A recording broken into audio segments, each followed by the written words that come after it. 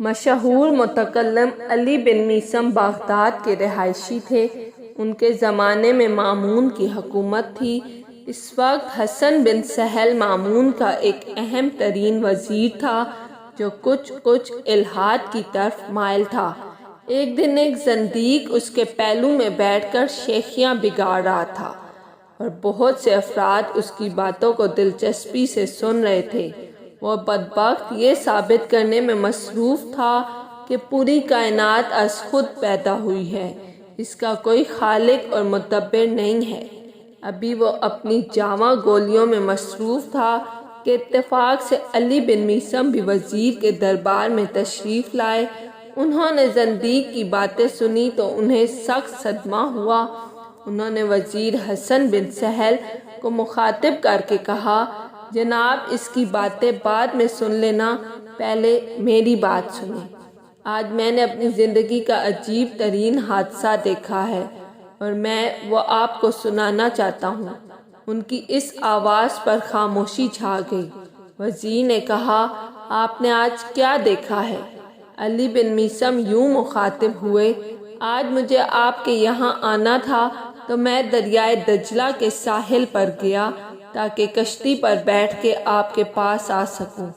میں نے دیکھا کہ ایک کشتی کسی ملاح کے بغیر چلتی ہوئی دجلہ کے کنارے آ کر لگی۔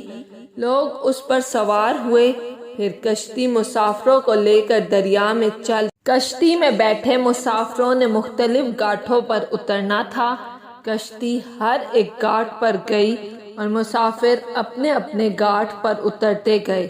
پھر آخر میں اس نے مجھے آپ کے محل کے سامنے آ کر اتارا۔ اس کے بعد میں آپ کے پاس چلا آیا۔ زندیق نے جب یہ داستان سنی تو اسے چیخ کر کہا، وزیر صاحب، اس شخص کی باتیں سننا وقت ضائع کرنے کے مترادف ہیں۔ یہ تو مجھے احمق انسان معلوم ہوتا ہے، اس میں عقل و فہم نام کی کوئی شے نہیں ہے۔ وزیر نے کہا، آپ نے یہ کیسے فیصلہ کر لیا کہ یہ احمق ہے؟ زندیق نے کہا، جناب اس سے بڑھ کر اور حماقت کیا ہو سکتی ہے کہ کشتی ملاح کے بغیر خود بخود چل کر گھاٹ پر آئے اور مسافروں کو اٹھا کر مختلف گھاٹوں پر اتارے، جبکہ ہم سب جانتے ہیں کہ کشتی لکڑی سے بنی ہوتی ہے، وہ جمادات کی ایک شکل ہے، اس میں نہ تو روح ہے اور نہ عقل اور نہ ہی احساس ہے۔ آخر ایک کشتی سے یہ توقع کیسے کی جا سکتی ہے کہ وہ خود بخود سفر کرے اور مسافروں کو ان کی منزل مقصود پر اتارے؟ علی بن میثم نے فرمایا، وزیر صاحب، احمق میں نہیں، یہ خود ہے۔